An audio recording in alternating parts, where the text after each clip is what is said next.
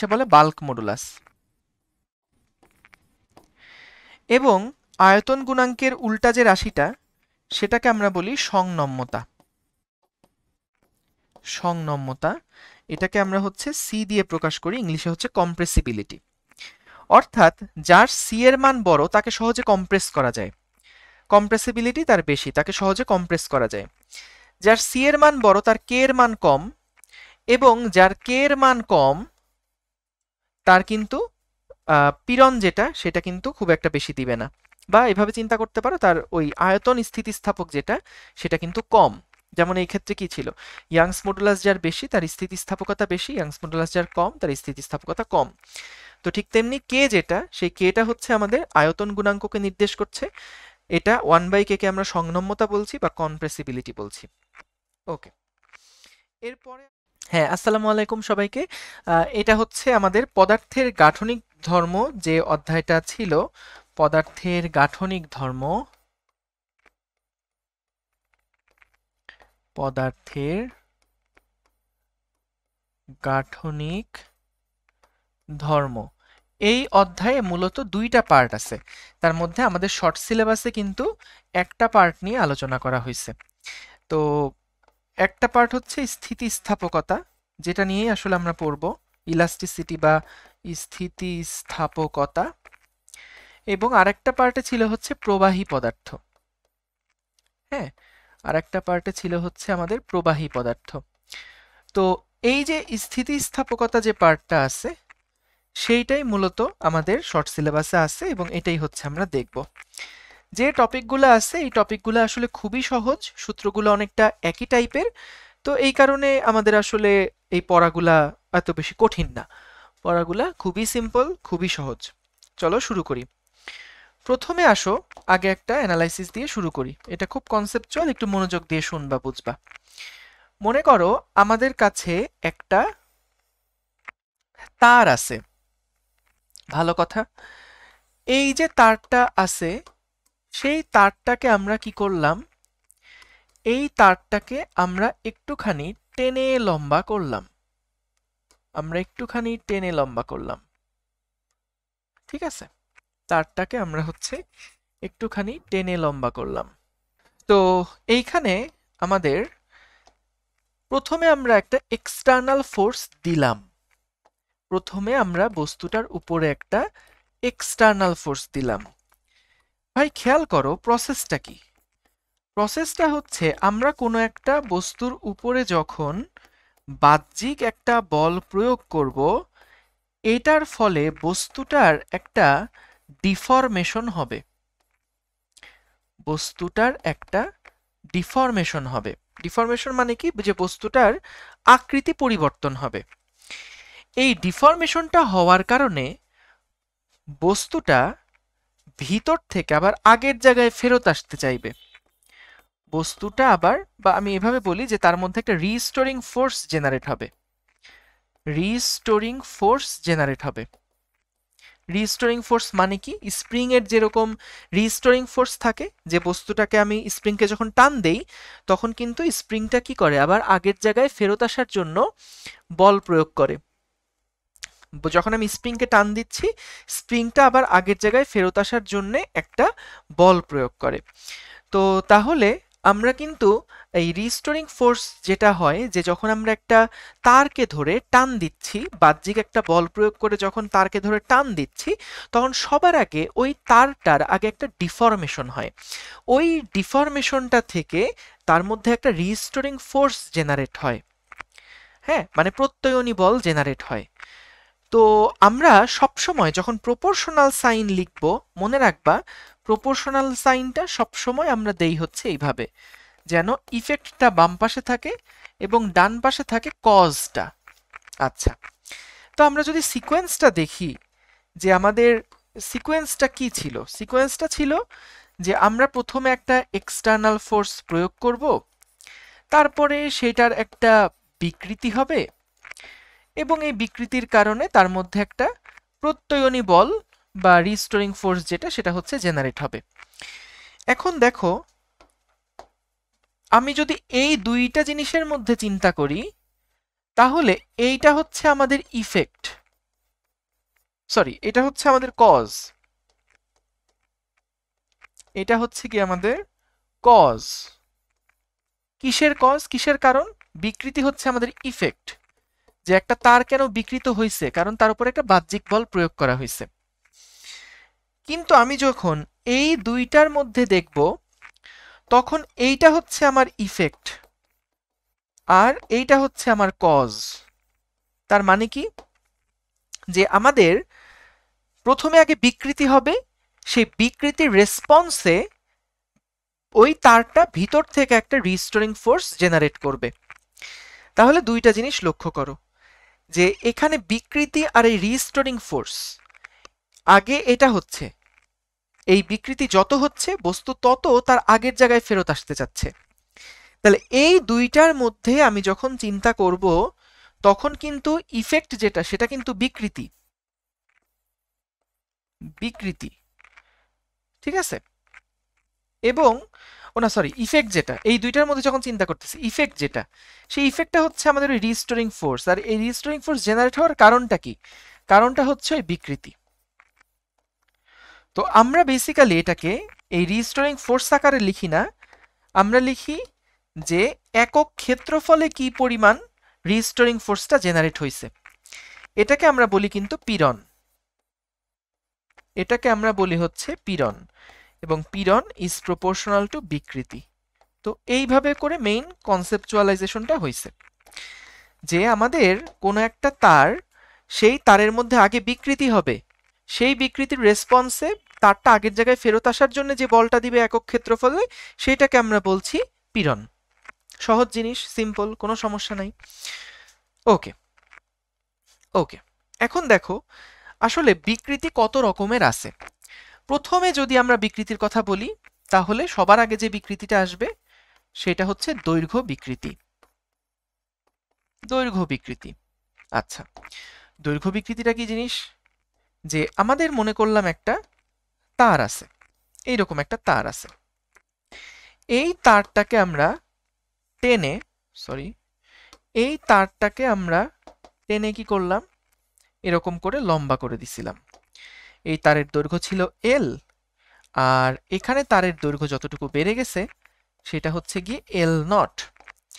তাহলে আমাদের তারের যে দৈর্ঘ্য বিকৃতিটা হবে, সেই দৈর্ঘ্য বিকৃতি সমান সমান হবে যে দৈর্ঘ্য বৃদ্ধি ডিভাইডেড বাই আদি দৈর্ঘ্য।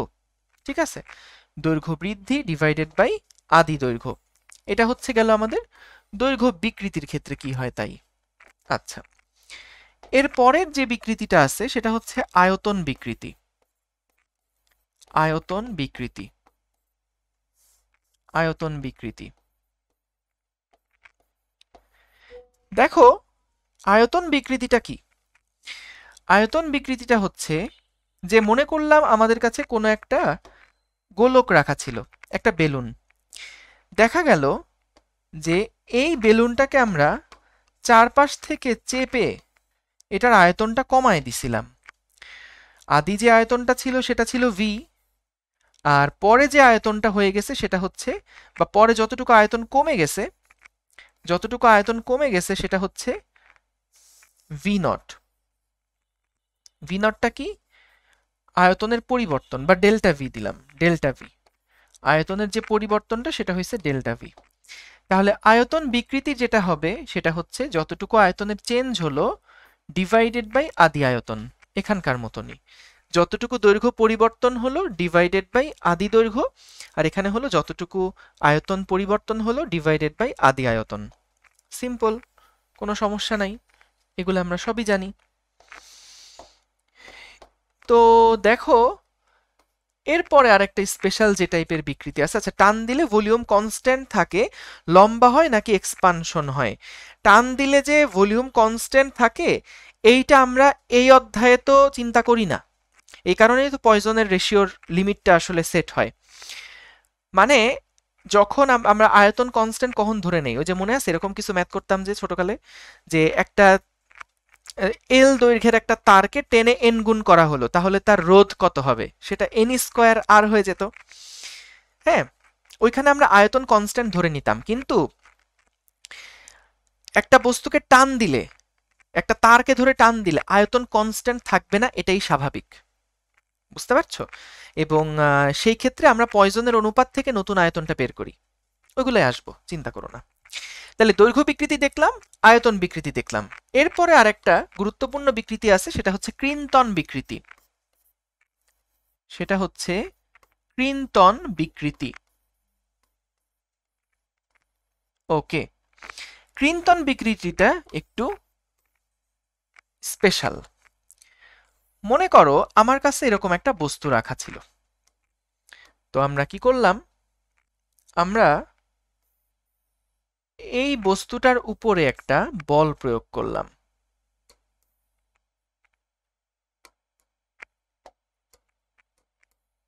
এই বস্তুটার উপরে একটা বল প্রয়োগ করলাম। খেয়াল করো কি করছি আমরা, এখানে একটা বস্তু ছিল, এই বস্তুটার একটা নির্দিষ্ট ক্ষেত্রফল আছে, যে ক্ষেত্রফলটা হচ্ছে এ। কোন ক্ষেত্রফল দিছি বুঝছো? ওই সারফেসের ক্ষেত্রফলটা। এবং আমরা কি করলাম, সারফেস বরাবর একটা বল প্রয়োগ করলাম, যার ফলে দেখা গেল যে আমাদের যে বস্তুটা আছে সেটা থিটা ডিগ্রি কোণে ঘুরে গেল, থিটা ডিগ্রি কোণে সরে গেল। কার তুলনায়? এই নিচের সারফেসের তুলনায় উপরের সারফেসটা থিটা ডিগ্রি কোণে বেঁকে গেল। তাহলে যদি থিটা ডিগ্রি কোণে এটা বেঁকে যায়, যদি থিটা ডিগ্রি কোণে এটা বেঁকে যায়, তাহলে ক্রিন্তন বিকৃতিটাকে আমরা বলি থেটা। থেটাটা হচ্ছে আমাদের ক্রিন্তন বিকৃতি। এখন এখানে আরো কিছু বিষয় আছে, যে যখন থিটার মান খুব ক্ষুদ্র, থিটাকে আমরা লিখতে পারি ট্যান থিটা, এবং ট্যান থিটা সমান সমান হচ্ছে লম্ব বাই ভূমি, যেখানে লম্ব আমি মনে করলাম এটা হচ্ছে এল, স্মল এল, আর আমাদের একটা সাইডের যে দৈর্ঘ্য ছিল সেই দৈর্ঘ্যটা হচ্ছে ক্যাপিটাল এল। তাহলে small L by capital L, এটাই কিন্তু আমাদের ক্রিন্তন বিকৃতি যেটা সেটাকে নির্দেশ করছে। ক্রিন্তন বিকৃতি যেটা সেটাকে নির্দেশ করছে। ঠিক আছে, এটা কিন্তু রেডিয়ান এককে আছে, কারণ দৈর্ঘ্যের অনুপাত যেহেতু, এটা অবশ্যই রেডিয়ান এককে রাখতে হবে, ডিগ্রিতে না। এটা হচ্ছে রেডিয়ান এককে। আচ্ছা ঠিক আছে, দাঁড়াও, এটার ইংলিশটা কি জানো? আমি তো ভুলে গেছি। Rigidity modulus. না এটা হচ্ছে, না না না না, মডুলাস কেন হবে? এইটা হচ্ছে, আরে ছি ছি ছি, ভুলে গেছি ভুলে গেছি ভুলে গেছি ভুলে গেছি ভুলে গেছি। ভলিউম স্ট্রেইন, লেংথ স্ট্রেইন, আর এটা হচ্ছে, এটা হচ্ছে, এটা হচ্ছে, এটা হচ্ছে, ছি, শিয়ার স্ট্রেইন সম্ভবত। এটা এটা সম্ভবত শিয়ার স্ট্রেইন। দেখো তো মিলছে কিনা, সম্ভবত শিয়ার স্ট্রেইন। ঠিক আছে, ওকে। তো এই ছিল আমাদের বিকৃতি রিলেটেড যে সমস্ত জিনিসপত্রগুলা। অবজেক্টিভে যেটা আসে, বিকৃতির একক কি? এই যে আজকেই প্রশ্ন আসছে ঢাকা ভার্সিটিতে, বলছে নিচের কোনটির একক নাই। তো বিকৃতির কোনো একক নাই, পীড়ন ছিল, ইয়ং এর গুণাঙ্ক ছিল, আর কি কি ছিল? বিকৃতির কোনো একক নাই, কারণ দৈর্ঘ্য বাই দৈর্ঘ্য এটা একটা ইউনিটলেস কিন্তু। আচ্ছা, মাত্রা কত? মাত্রাও নাই কোনো। আচ্ছা ওকে, এইবার আসো আমরা হচ্ছে গুণাঙ্ক নিয়ে কাজ করি। গুণাঙ্ক, মডুলাস গুলা নিয়ে কাজ করছি এখন। গুণাঙ্ক, আচ্ছা দেখো কি ধরনের গুণাঙ্ক। প্রথমে আমরা আসবো হচ্ছে স্থিতিস্থাপক গুণাঙ্ক বা দৈর্ঘ্য গুণাঙ্ক। আমরা একটু আগে দেখছি পীড়ন ইজ প্রপোর্শনাল টু বিকৃতি। পীড়ন ইজ প্রপোর্শনাল টু বিকৃতি। এখন এই সূত্রটাই যখন আমরা দৈর্ঘ্যের জন্য লিখি ভাইয়া, সেটা হয় F by A is equals to, যে মানে এটা সূত্রটা কি, দৈর্ঘ্যের জন্য লিখলে small L by capital L. যখন আমরা আয়তনের জন্য লিখি তখন হচ্ছে ফাইনাল আয়তন ডিভাইডেড বাই আদি আয়তন। ফাইনাল আয়তন, সরি, এটা আয়তনের পরিবর্তন ডিভাইডেড বাই আদি আয়তন। এবং যখন আমরা ওই যে ইয়ার জন্য লিখতেছি, ক্রিন্তন বিকৃতি যেটা, সেটার জন্য লিখছি, এইটা সমান সমান হচ্ছে আমাদের ওই যে small L by capital L, small L by capital L, বা ওই যে থিটা বা ট্যান থিটা যেটাই বলো। এখন দেখো এখানে আমাদের যে কনস্ট্যান্টটা আসে সেটাকে আমরা লিখি এভাবে, F by A is equals to Y into small L by capital L. এখানে ওয়াইটাকে আমরা বলি ইয়ংস মডুলাস। এবং এই ইয়ংস মডুলাসের বৈশিষ্ট্যটা কি? ইয়ংস মডুলাস, মডুলাস যার ইয়াংস মডুলাস বড় হবে তার স্থিতিস্থাপকতা বেশি। স্থিতিস্থাপকতা তার কি হবে? বেশি হবে। হ্যাঁ, আচ্ছা। আর হচ্ছে যার ইয়াংস মডুলাস কম তার স্থিতিস্থাপকতা কম হবে। কেউ যদি বলে রাবার আর ইস্পাতের মধ্যে স্থিতিস্থাপকতা কেন ইস্পাতের বেশি? কারণ ইস্পাতের স্থিতিস্থাপক গুণাঙ্ক বা ইয়াংস মডুলাস বড় আর রাবারের ইয়াংস মডুলাস কম। ঠিক আছে, এইটা। এরপরে আসো, যখন আমরা আয়তন গুণাঙ্ক লিখছি, আয়তন গুণাঙ্ক একটা কনস্ট্যান্ট আছে, সেটাকে আমরা কে দিয়ে প্রকাশ করি, small V divided by capital V. আচ্ছা, এই যে কে যেটা আছে, আচ্ছা আরেকটা জিনিস এখানে বলি, ইয়াংস মডুলাস যদি বেশি হয়, ইয়াংস মডুলাস যদি ওয়াই এর মান যখন দেখবা বড়, তার মানে হচ্ছে সেটা লোড বেশি নিতে পারে, লোড বেশি নিতে পারবে, লোড বেশি নিতে পারবে। আর যদি ইয়াংস মডুলাস কম হয়, তার মানে হচ্ছে ওই তার দিয়ে বাধা সম্ভব, বেঁধে টেনে নেওয়া যাবে, বাধা যাবে। হ্যাঁ, লোড বেশি নিতে পারবে কোনগুলা? যেগুলা মানে তুমি চিন্তা করো, একটা রাবার দিয়ে কিন্তু বাধা সহজ, লোহা দিয়ে কি বাধা সহজ? লোহা দিয়ে টানা সহজ বা লোহা দিয়ে ক্যারি করা সহজ, লোড নিতে পারে এটা, কিন্তু বাঁধতে গেলে কিন্তু এটা হবে না। তো লোড নিতে পারে বেশি যার ইয়ং এর গুণাঙ্ক বেশি, আর যার ইয়ং এর গুণাঙ্ক কম তার হচ্ছে কি, তার দিকে বাধা যাবে। ঠিক আছে, মানে আমি তো বুঝতেছি না, ধরো ওয়াই যদি কম হয় তাহলে হচ্ছে ওই তার দিকে না, তার দিয়ে, ওই তার দিয়ে হচ্ছে বাধা যাবে। ঠিক আছে, ওকে, এটা গেল। কে যেটা, কেটাকে আমরা বলি হচ্ছে আয়তন গুণাঙ্ক সহগ, কেটাকে আমরা বলি হচ্ছে আয়তন গুণাঙ্ক, আয়তন গুণাঙ্ক ইংলিশে বলে বাল্ক মডুলাস। এবং আয়তন গুণাঙ্কের উল্টা যে রাশিটা, সেটাকে আমরা বলি সংনম্যতা, সংনম্যতা। এটাকে আমরা হচ্ছে সি দিয়ে প্রকাশ করি, ইংলিশে হচ্ছে কম্প্রেসিবিলিটি। অর্থাৎ যার সি এর মান বড় তাকে সহজে কম্প্রেস করা যায়, কম্প্রেসিবিলিটি তার বেশি, তাকে সহজে কম্প্রেস করা যায়। যার সি এর মান বড় তার কে এর মান কম, এবং যার কে এর মান কম তার কিন্তু পীড়ন যেটা সেটা কিন্তু খুব একটা বেশি দিবে না, বা এভাবে চিন্তা করতে পারো তার ওই আয়তন স্থিতিস্থাপক যেটা সেটা কিন্তু কম। যেমন এই ক্ষেত্রে কি ছিল, ইয়াংস মডুলাস যার বেশি তার স্থিতিস্থাপকতা বেশি, ইয়াংস মডুলাস যার কম তার স্থিতিস্থাপকতা কম। তো ঠিক তেমনি কে যেটা, সেই কেটা হচ্ছে আমাদের আয়তন গুণাঙ্ককে নির্দেশ করছে। এটা 1/k কে আমরা সংনম্যতা বলছি বা কম্প্রেসিবিলিটি বলছি। ওকে, এরপরে আসলো কি, রিজিডিটি মডুলাস বা আমাদের হচ্ছে ক্রিন্তন গুণাঙ্ক। ক্রিন্তন গুণাঙ্ক যেটা, ক্রিন্তন গুণাঙ্ক যেটা, সেটা হচ্ছে আমরা প্রকাশ করি কিভাবে, ক্রিন্তন গুণাঙ্ক যেটা F by A is equals to eta into small L by capital L. এই ইটাটা হচ্ছে কি, ইটাটা হচ্ছে, এটাকে আমরা বলি রিজিডিটি মডুলাস বা ক্রিন্তন গুণাঙ্ক। তাহলে এইখান থেকেই তোমার প্রশ্নগুলো আসে, এই জায়গাগুলো থেকেই তোমার প্রশ্ন আসে বেশি বেশি, এগুলো একটু নজরে রেখো।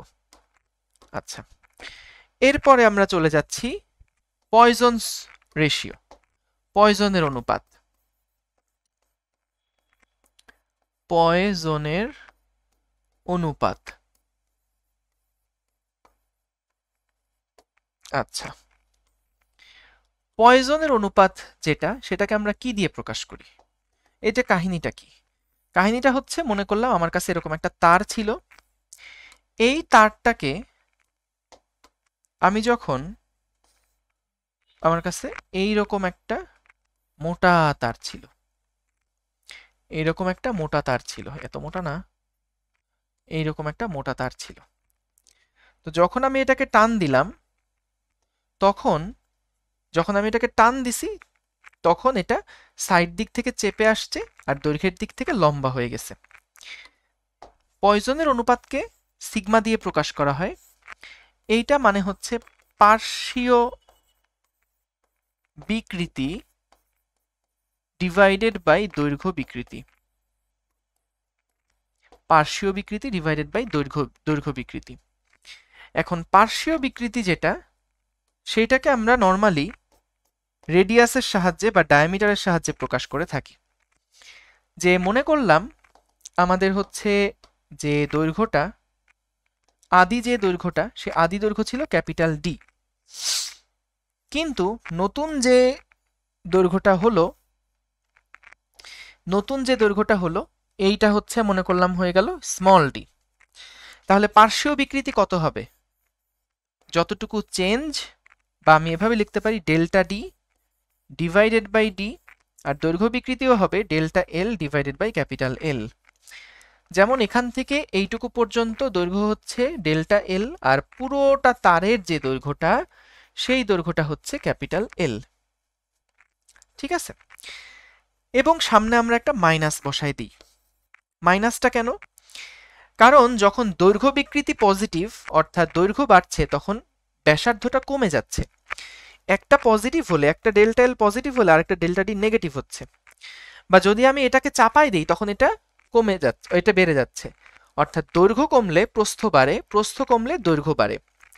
যে কোনো একটা ডেল্টা তো নেগেটিভ হচ্ছে, এই কারণে সামনে একটা মাইনাস দেওয়া। এখন আসো, এখানে আবার কাহিনী আছে। দুই ধরনের পদার্থ আছে। একটাকে আমরা বলতে পারি নর্মাল টাইপ, যেগুলা যে দৈর্ঘ্য বাড়লে প্রস্থ কমে, প্রস্থ কমলে দৈর্ঘ্য বাড়ে। আরেকটা আছে হচ্ছে অক্সেটিক ম্যাটেরিয়াল। নর্মাল যে সমস্ত ম্যাটেরিয়ালগুলো আছে এইগুলার সিগমার ভ্যালুটা হয় হচ্ছে পজিটিভ, আর অক্সেটিক যেগুলা সেগুলার সিগমার ভ্যালু হয় নেগেটিভ। তার মানে কি? খেয়াল করো, এটা হলো আমাদের মেইন ফর্মুলাটা, এইটা হচ্ছে কি আমাদের প্রধান ফর্মুলাটা। হ্যাঁ, এই ফর্মুলার মধ্যে ভাইয়া এটা যদি পজিটিভ হয় এটা তো নেগেটিভ হবে, এখানকার মাইনাস আর এখানকার মাইনাস গুণ হয়ে প্লাস হয়ে যাবে। তার মানে হচ্ছে যেটা নর্মালি হয় যে ডেল্টা এল এর মান যদি পজিটিভ হয়, ডেল্টা ডি এর মানটা নেগেটিভ হয়, তাহলে মাইনাসে মাইনাসে প্লাস হয়ে যাবে, যার ফলে দেখা যাবে পয়জনের রেশিওটা পজিটিভ আসতেছে। এটা কি নর্মাল টাইপের পদার্থগুলোর জন্য হচ্ছে। তুমি অক্সেটিক ম্যাটেরিয়াল লিখে ইউটিউবে একটু সার্চও দিতে পারো। অক্সেটিক ম্যাটেরিয়ালগুলোর জন্য যেটা হয়, ডেল্টা এলও পজিটিভ হলে ডেল্টা ডি যেটা সেটাও পজিটিভ হয়, যার ফলে এটার ভ্যালু কিন্তু নেগেটিভ চলে আসে, এবং এগুলাকে আমরা বলছিলাম অক্সেটিক ম্যাটেরিয়াল। তুমি টান দিবা, দেখবা দৈর্ঘ্যও বাড়ছে, প্রস্থেও বাড়ছে। এবং এটার একটা রেঞ্জ আছে। রেঞ্জটা কি? -1 থেকে হাফ পর্যন্ত। হাফ কখন হয়? যদি টানাটানির ফলে আয়তন যদি কনস্ট্যান্ট থাকে। আয়তন যখন কনস্ট্যান্ট থাকে, টানছো, টানার পরে আয়তন কনস্ট্যান্ট আছে, আয়তন কনস্ট্যান্ট থাকলে সিগমার ভ্যালু হয় হাফ। আর যদি টানাটানির ফলে টোটাল আয়তন পরিবর্তিত হয়ে যায়, আয়তন পরিবর্তন হলে সিগমার ভ্যালু হয়ে যাবে হাফের থেকে ছোট। ঠিক আছে, এটা একটু মাথায় রাখতে পারো। এটা বইতে নাই, একটু রেখে দিও খাতায়। আচ্ছা, গেল পয়জনের অনুপাত গেল। এইবার আসো আমরা দেখি তারের মধ্যে সঞ্চিত শক্তি বা জমা হয়ে থাকা যে এনার্জি, এগুলা কেমন। যে মনে করো আমাদের কাছে একটা ইয়া আছে, একটা সিলিং আছে, সেই সিলিং থেকে আমরা দুইটা তারকে ঝুলাই দিলাম, একটা তারকে ঝুলাই দিলাম। তারকে ঝুলাই দেওয়ার পরে আমরা নিচের দিকে একটা বল প্রয়োগ করলাম, এবং এই বল প্রয়োগের ফলে দেখা গেল, এই বলটা প্রয়োগের ফলে দেখা গেল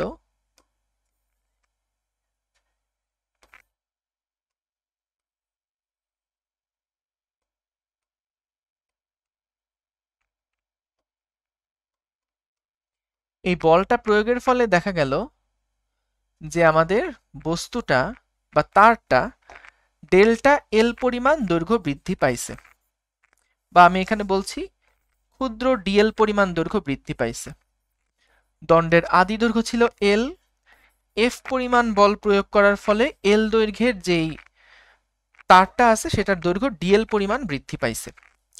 তাহলে আমি এফ পরিমাণ টেনে যখন ডিএল পরিমাণ দৈর্ঘ্য বৃদ্ধি করলাম, তখন আমার যে কৃত কাজ করা লাগছে, যে কাজটা করা লাগছে, কৃত কাজ সমান সমান হচ্ছে এফ ডিএল। F DL. তো আমি যদি টোটাল কাজ বের করতে চাই যে ভাই আমি এখন ডিএল পরিমাণ বৃদ্ধি করব না, আমি এখন 0 থেকে এল পর্যন্ত দৈর্ঘ্য বৃদ্ধি করতে চাই, তাহলে এখানে হবে 0 থেকে এল।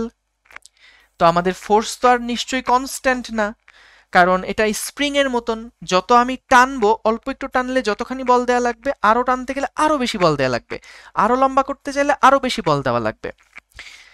তাহলে আমরা এখান থেকে যেটা দেখব যে ভাই এফ বাই এ সমান সমান, একটু আগে দেখে আসছি, Y into small L by capital L. তাহলে এফটা আসলে দৈর্ঘ্যের সাথে কিভাবে পরিবর্তন হয় সেটা আমরা দেখছি Y A small L divided by capital L. খেয়াল করো, এফ কে তাহলে আমরা লিখতে পারি এভাবে যে Y A divided by capital L into small L D L. এটা হচ্ছে 0 থেকে এল পর্যন্ত। যদি এটাকে ইন্টিগ্রেট করো, ওয়াই এ বাই এল এটা কনস্ট্যান্ট পার্ট বাইরে চলে আসবে, এল ডিএল কে ইন্টিগ্রেট করলে হবে এল স্কোয়ার বাই 2। এটা হচ্ছে 0, এটা হচ্ছে এল। তাহলে কত আসে দেখো, half Y A divided by capital L into L square.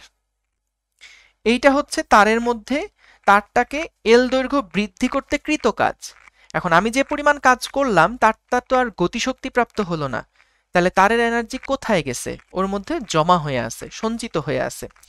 তাহলে তারের মধ্যে যে সঞ্চিত শক্তি ডাব্লিউ, সেটা হচ্ছে এইটার সমান half into Y A into small L square divided by capital L. Awesome. তাহলে আমরা যে সূত্রটা পেলাম কৃত কাজের, যে আমি এল দৈর্ঘ্য বৃদ্ধি করতে চাইলে half into Y A divided by L into L square, এইটাকে আমরা কিভাবে লিখতে পারি দেখো, Y A into small L by capital L into L, এটা কিন্তু ফোর্স ছিল, কারণ ফোর্স বাই এরিয়া সমান ছিল Y into small L by capital L. তাহলে ফোর্স সমান আমরা লিখতে পারি Y A small L by capital L. তাহলে এটা যদি ফোর্স হয় তাহলে লেখা যাবে half into F into L, যেখানে এল স্মল এলটা কি দৈর্ঘ্য বৃদ্ধি আর এফটা হচ্ছে ফাইনাল যে বলটা দেয়া হয়েছে সেইটা। আমরা যদি এখন চাই একক আয়তনে সঞ্চিত শক্তি বের করতে, এগুলা থেকে কিন্তু প্রশ্ন আসে সিকিউতে, একক আয়তনে সঞ্চিত শক্তি বের করতে চাই, তাহলে কি হবে? একক আয়তনে সঞ্চিত শক্তি হবে হচ্ছে ডাব্লিউ ডিভাইডেড বাই টোটাল আয়তন। আচ্ছা, ডাব্লিউ মানে half into F into small এল। ওই তারের আয়তনটা কি? আমাদের যে তারটা ছিল, আমাদের কাছে যে তারটা ছিল সেই তারের ক্ষেত্রফল ছিল এ এবং তারের দৈর্ঘ্য ছিল এল, তাহলে ভলিউমটা কি হবে? এ ইন্টু এল। তাহলে আমি যদি এ ইন্টু এল লিখি তাহলে কি দাঁড়াচ্ছে দেখো, half into F by A into small L by capital L. F by A কে আমরা বলি হচ্ছে পীড়ন। ভাই এই প্রমাণগুলো একটু দেখে রাখো। আর small L by capital L এটাকে আমরা বলছি বিকৃতি, কারণ ঢাকা ভার্সিটিতে কিন্তু এখন দেখো তোমাদের প্রমাণ টমান কিন্তু দেয়, ছোট ছোট প্রমাণ যেগুলো আছে সেগুলো কিন্তু দেয়। এটা গেল একক আয়তনে সঞ্চিত শক্তি। তাহলে এই সূত্রগুলা খেয়াল রেখো, এই যে এটা একক আয়তনে সঞ্চিত শক্তির জন্য, এইটা হচ্ছে আমাদের টোটাল যে সঞ্চিত শক্তি সেটার পরিমাণটা, আর ওইদিকে তো আমরা বিকৃতি আর পীড়নের সূত্র দেখে আসছি। এবার আসো ফাইনাল স্লাইড, যে আমাদের পীড়ন বনাম বিকৃতি যে গ্রাফ, এই গ্রাফটা ম্যাটেরিয়াল টু ম্যাটেরিয়াল ডিফারেন্ট হয়, কিন্তু বেশিরভাগ ম্যাটেরিয়ালেই যেটা আমরা দেখি সেটা হচ্ছে প্রথমে আগে ম্যাটেরিয়ালটা একদম সমানুপাতিক আচরণ করে। অর্থাৎ এই যে পীড়ন ইজ প্রপোর্শনাল টু বিকৃতি, এটা সকল ক্ষেত্রের জন্য না, মানে সকল কন্ডিশনে না, এটা যতক্ষণ পর্যন্ত এদের মধ্যে সরলরৈখিক সম্পর্ক আছে, মানে পীড়ন ইজ প্রপোর্শনাল টু বিকৃতি, এই যে হুকের যে সূত্রটা সেটা শুধুমাত্র একটা সার্টেইন বিকৃতি পর্যন্তই অ্যাপ্লিকেবল, এর মধ্যে হুকের ল খাটবে। কিন্তু যদি আমি এই বিকৃতি আরো বাড়ায় দেই, খেয়াল করো নর্মালি এদিকে কি থাকে, এদিকে থাকে ইফেক্ট, মানে যেটা ডিপেন্ডেন্ট হয় সেটা, আর এখানে থাকে কজ। তো আমাদের বিকৃতি যত হচ্ছে তার রেসপন্সে পীড়নটা তত বাড়ছে। এখন এটা নর্মালি বেশিরভাগ ইয়াগুলার জন্যই হয়, ম্যাটেরিয়ালগুলার জন্যই কিন্তু হয়। তো যদি তোমাকে কখনো এরকম প্রশ্ন করে যে এরকম দুইটা ম্যাটেরিয়াল আছে, কোনটা বেশি স্থিতিস্থাপক, ম্যাটেরিয়াল এ নাকি ম্যাটেরিয়াল বি, তখন তুমি কি বলবা? আমরা জানি বেশি স্থিতিস্থাপক মানে y এর ভ্যালুটা বের করা, y সমান সমান হচ্ছে পীড়ন বাই বিকৃতি বের করা। এখন পীড়ন বাই বিকৃতি মানে এই গ্রাফের জন্য del y by del x বের করা, del y by del x বের করা, অর্থাৎ ঢাল বের করা। তাহলে যার ঢাল বড় সেটারই কিন্তু সেটাই হচ্ছে বেশি স্থিতিস্থাপক, আর যার ঢাল কম সেটা হচ্ছে কম স্থিতিস্থাপক। আচ্ছা, তো বেশিরভাগ ম্যাথ এই পর্যন্তই আসে, মানে এই রিজিয়ন পর্যন্তই আসে। কিন্তু আমি তোমাকে আরো একটু দেখায় রাখি যে আমাদের রিজিয়নটা আসলে কেমন হয়, পরবর্তী অংশগুলো কেমন হয়। পরবর্তী যে অংশগুলো থাকে সেগুলোর মধ্যে প্রথমে একটা একদম সোজা এরকম স্ট্রেইট ভাবে বাড়ার পরে পরে এরকম একটা কার্ভড অঞ্চল আসে। এই কার্ভড অঞ্চলের যে মাথাটা, এইটাকে আমরা বলি হচ্ছে ইল্ড পয়েন্ট, ইল্ড পয়েন্ট, ঠিক আছে? ইল্ড পয়েন্টের বৈশিষ্ট্যটা কি? এই যে সাদা কালার দিয়ে যেটুকু দিছি, ইল্ড পয়েন্টের বৈশিষ্ট্যটা হচ্ছে এটা হুকের ল মানে না, মানে এদিকে তো পীড়ন ছিল, এদিকে ছিল পীড়ন, এদিকে ছিল বিকৃতি। তো এইখানে কাহিনীটা হচ্ছে এই সাদা রিজিয়নে কিন্তু কোনো ইয়ং এর যে সূত্র ছিল বা হুকের যে লটা সেটা কিন্তু মানে না, কিন্তু বস্তুকে যদি আমি এই পর্যন্ত বিকৃত করেও ছেড়ে দিই বস্তুটা আবার আগের জায়গায় চলে আসতে পারে। যেমন বিকৃতি যদি এই পর্যন্ত হতো তাহলে তো ছেড়ে দিলে অবশ্যই আগের জায়গায় চলে আসতো, কিন্তু আমরা এক্সপেক্ট করছিলাম হয়তো এই পর্যন্তই রিজিয়নটা থাকবে, তারপর ছেড়ে দিলে আগের জায়গায় চলে আসবে, কিন্তু রিজিয়নটা একটু এক্সটেন্ড হয়, কিন্তু এটা সরলরৈখিক হয় না। এই রিজিয়নটাতে সরলরৈখিক হয় না, কিন্তু ছেড়ে দিলে বস্তু আবার আগের জায়গায় চলে আসে। আচ্ছা, এরপরের গ্রাফটা আসলে একটু এরকম টাইপের হয়ে তারপর এখানে ফেটে যায়। ওই পরের পার্টটুকু এক এক ম্যাটেরিয়ালের জন্য এক এক রকম হয়। কোনোটার দেখা যায় এই জায়গাতে এসেই ম্যাটেরিয়ালটা ভেঙে যায়, কাচের ক্ষেত্রে যেগুলো খুব ব্রিটল টাইপের পদার্থ সেগুলো এখানে এসে ইয়া হয়ে যায়, ভেঙে যায়। আর যেগুলো একটু ডাকটাইল মানে নমনীয় সেগুলো দেখা যায় এরকম করে তোমার চেঞ্জ হতে থাকে। এই জায়গাটাকে আমরা বলি নেকিং হয়েছে, এটাকে বলা হয় আলটিমেট টেনসাইল স্ট্রেংথ। যা হোক, এইগুলো একটু বই থেকে দেখো, কারণ এগুলা থেকে প্রশ্ন আসলে খুব একটা দেয় না, তবুও তুমি একটু দেখে রেখো আর কি, নামগুলো একটু টার্মগুলো একটু দেখে রেখো। আচ্ছা, এই জায়গাটাতে যেটা হয় সেটাকে আমরা বলছি নেকিং। এটা হচ্ছে ultimate tensile strength, ultimate tensile strength,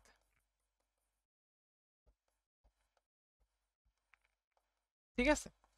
এবং এটা সব ম্যাটেরিয়ালের জন্য একরকম না, যেটা বললাম এক একটার জন্য এক এক রকম হতে পারে, এই কার্ভটা ইউনিফর্ম না সবার জন্য, এটা ম্যাটেরিয়াল টু ম্যাটেরিয়াল ডিফারেন্ট হতে পারে। ওকে, তো এই হচ্ছে আমাদের এই অধ্যায়ের শর্ট সিলেবাসে থাকা যে সমস্ত টপিকগুলা, সেই সূত্রগুলা। ওকে, সো আমরা এই ক্লাস এখানে শেষ করব, আর আমাদের আগামীকালকে ইনশাল্লাহ কি বলে পর্যাবৃত্ত গতি আছে। তো ওইখানকার যে আমাদের থিওরি যে পার্টগুলা থাকবে সেই থিওরিগুলো আলোচনা করব, প্লাস ওই চ্যাপ্টারটা বেশ গুরুত্বপূর্ণ, তোমাদের যদি কারো কোনো কনফিউশন থাকে আগের থেকে একটু গুছায় নিয়ে নাও, তাহলে ক্লাসের মধ্যে ডিসকাস করা যাবে।